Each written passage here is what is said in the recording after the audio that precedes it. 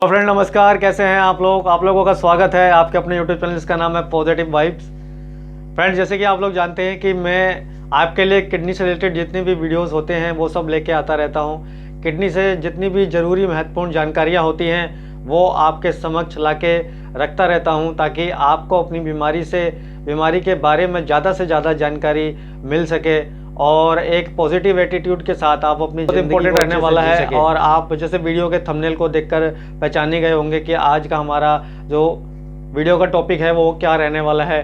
तो फ्रेंड, जैसे कि आप लोग जानते हैं कि जब हमारी किडनी फेल हो जाती है तो हमारे शरीर में जो किडनी होती है उसका फिल्ट्रेशन का काम बिल्कुल बंद हो जाता है। तो ऐसे में जो हमारे शरीर में हम जो भी खाते हैं वो सारी गंदगी हमारे शरीर में जमने लग जाती है, भरने लग जाती है। जैसे कि हमने कुछ भी खाया है तो उसका अमोनिया बनता है, फिर अमोनिया से किटनाइन में वो कन्वर्ट हो जाता है, और किटनाइन, यूरिया और ऐसे करके बहुत सारे जो वेस्ट प्रोडक्ट होते हैं जो हमारी बॉडी के अंदर एकत्रित होने लग जाते हैं। और ये हमारे और भी ऑर्गन्स को, बॉडी के जो और भी ऑर्गन्स होते हैं, जैसे लीवर हो गया, पैनक्रियास हो गए, और जैसे कि हमारा फेफड़े हो गए, तो इनको भी ये डैमेज कर सकते हैं। और जो भी हम पानी पीते हैं, जो भी हम लिक्विड लेते हैं, वो भी हमारे शरीर से बाहर नहीं निकल पाता है, क्योंकि जो किडनी होती है वो पेशाब लाने का कार्य करती है हमारे शरीर में, यूरिन प्रोड्यूस करती है हमारे शरीर में, और उसी यूरिन के थ्रू जितनी भी गंदगी होती है हमारे ब्लड में वो सारी निकल जाती है।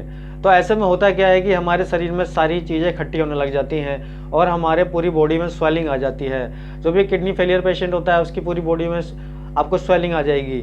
अब फिर ऐसी अवस्था में जब वो डॉक्टर के पास जाता है तो डॉक्टर उसको डायलिसिस के लिए बोलता है, कहता है कि आप डायलिसिस करवाइए।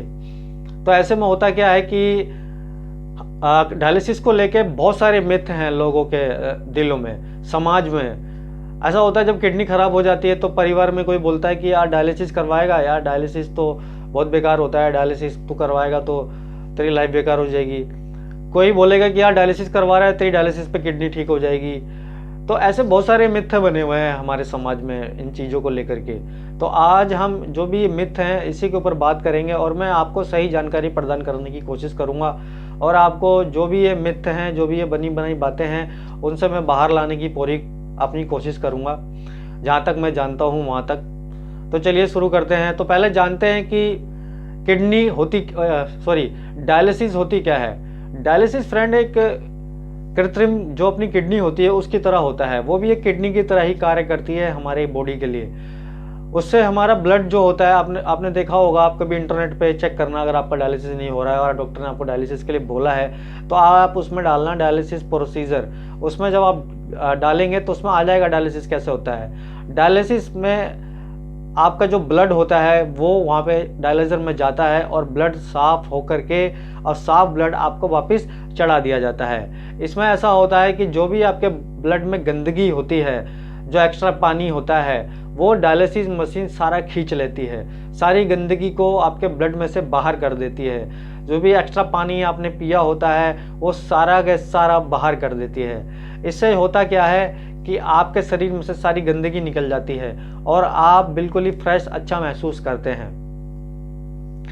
अब बात कर लेते हैं, क्या ऐसा करने से क्या किडनी सही हो जाती है? क्या जब हमारे शरीर में से गंदगी निकल जाती है तो हमारा किडनी तो कम हो जाता होगा, तो ऐसे क्या हमारी किडनी सही हो जाती है? तो फ्रेंड, किडनी इससे सही नहीं होती है। इससे सिर्फ इतना है कि आप के शरीर में जो भी गंदगी है वो निकल जाएगी, एक्स्ट्रा पानी निकल जाएगा, आपकी लाइफ चलती रहेगी, आप लाइफ को जीते रहेंगे और अपनी लाइफ को आप अच्छे से जी पाएंगे। जैसे जब गंदगी भर जाती है तो हमारे शरीर में और भी दिक्कतें होने लग जाती हैं, पानी भर जाता है तो स्वेलिंग आने लग जाती है, और भी बहुत सारी प्रॉब्लम्स होने लग जाती हैं, जैसे सांस फूलने लग जाती है, हमारे फेफड़ों में पानी भर जाता है। तो ये सब को रोकता है डायलिसिस।